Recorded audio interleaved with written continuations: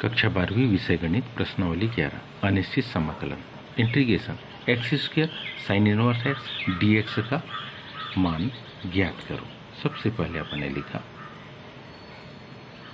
Sign inverse x into x square d x. यहाँ जो condition है उसको थोड़ा सा ध्यान से समझो, क्योंकि यहाँ पर दो फंक्शन दिए हैं, इन दो का इंटीग्रेशन करना है, तो उसके लिए जो नियम है उस नियम को पहले हम लिख रहे हैं।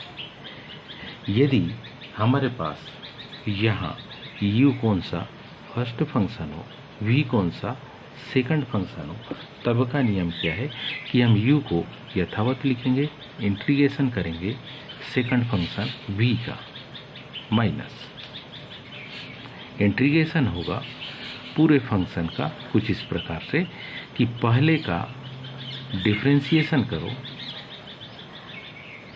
दूसरे का इंटीग्रेशन करो, और इसके बाद जो मान आता है इस पूरे का पुनः क्या करो, इंटीग्रेशन।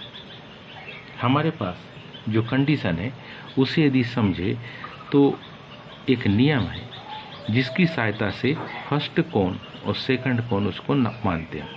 वो नियम है हमारे पास, नियम हमारे पास है काहे का, इलेट का, inverse, logarithm, algebraic, trigonometric, exponential. पहले को हम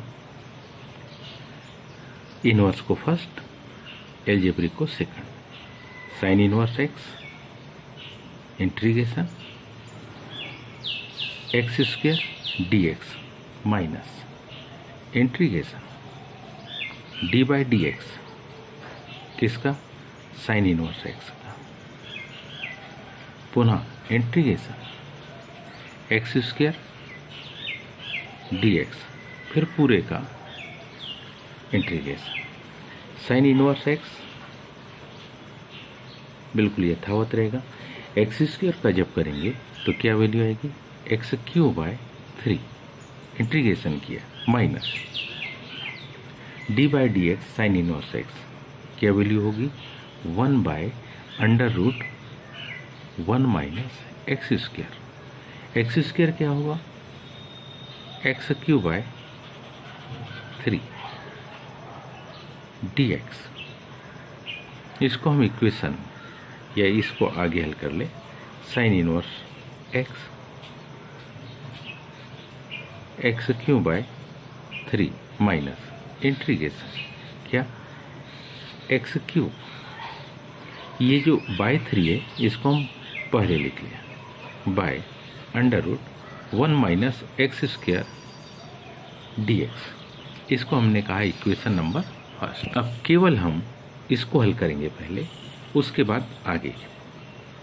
तो इसको हम ऐसा लिख सकते हैं क्या, एक्स क्यूब 1/3 है integration by 1 minus x square d x को हम कुछ इस प्रकार से लिख सकते हैं, 1/3 इंटीग्रेशन क्या लिख सकते, x square into x cube है,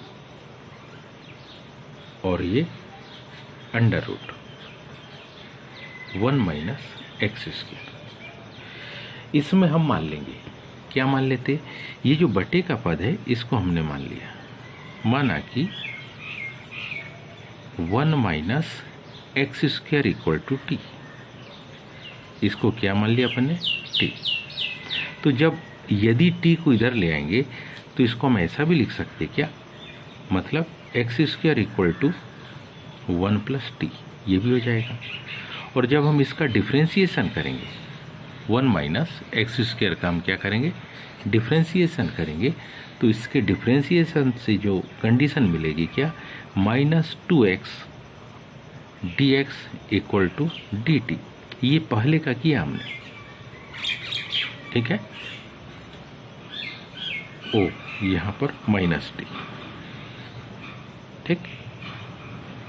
इसका मतलब है एक्स डी एक्स, इसका क्या मतलब, इसका मतलब क्या, एक्स डी एक्स बराबर इसे हम लिख सकते माइनस डी टी बाय 2।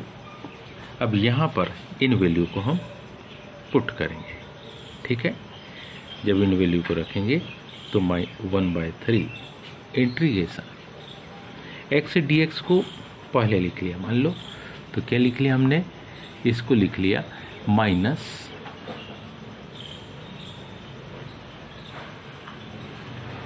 इसको क्या लिख लिया माइनस dt/2। आगे इसको लिखा क्या, x² को इसको लिखा मैंने 1 - t और इसको क्या लिख लिया अपन ने √t। इसको थोड़ा सा व्यवस्थित अपन लिख लेंगे कुछ इस प्रकार से। ये जो 1/2 है इसको हम बाहर लिख लेंगे, 1/3 से मल्टीपल करके माइनस साइन आ जाएगा, तो मतलब क्या हो जाएगा -1/6, फिर ये क्या 1 - t/√t इंटू dt। इसी को और व्यवस्थित लिखे तो 1 के बटे में भी √t और t के बटे में भी √t। इसका सीधा सा मतलब कुछ इस प्रकार से होगा -1/6 √। क्या लिख सकते हैं हम इसको 1/√t dt लिख सकते हैं हम ऐसा। इसको हम इस प्रकार से लिख सकते हैं। आगे देखिए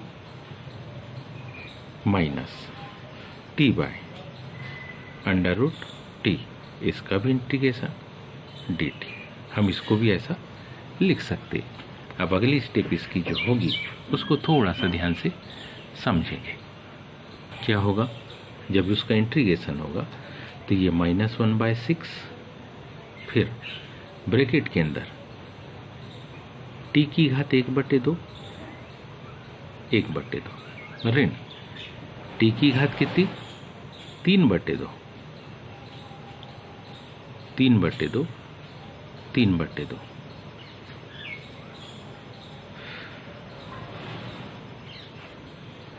ऋण 1/6।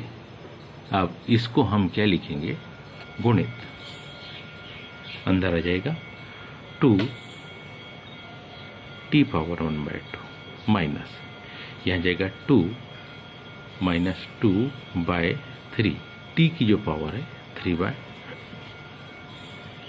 इसको यदि कंप्लीट हम हल करें तो हम जानते हैं कि दोनों में 2 है, 2 को कॉमन लेंगे तो ये 3 बार में कट जाएगा, तो क्या बनेगा ये -1/3 पहले पद के साथ लिखे हम √t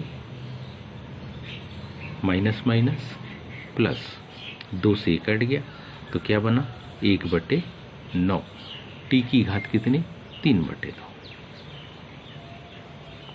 अब हम जानते t का मतलब क्या, तो t का मतलब है 1 - x²। ये वैल्यू को यहाँ पर पुट कर देंगे तो -1/3, हम चाहे तो √ में लिखे, चाहे तो इसको पावर 1/2 में लिखे, इससे ज़्यादा कोई फर्क बिल्कुल नहीं पड़ेगा। 1 - x² पूरे की घात कितने 3/2, ये समीकरण आ गया 2।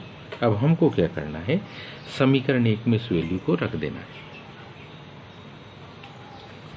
समीकरण कौन से 1 में, समीकरण 2 से क्या करने पर मान रखने पर। समीकरण 1 में समीकरण 2 से हम मान रख रहे हैं, तो क्या मान आया x² sin इनवर्स x बराबरी से 1/3 x³ sin inverse x plus, अब क्योंकि वहाँ पर माइनस का साइन था जस्ट, तो माइनस माइनस ये क्या हो जाएगा प्लस 1/3 √1 - x², माइनस ये प्लस किस में बदल जाएगा माइनस में 1/9 1 - x² पूरे की घात 3/2 धन c। उम्मीद है आप सभी को ये समझ में आया होगा। आज के लिए इतने, शेष का धन्यवाद।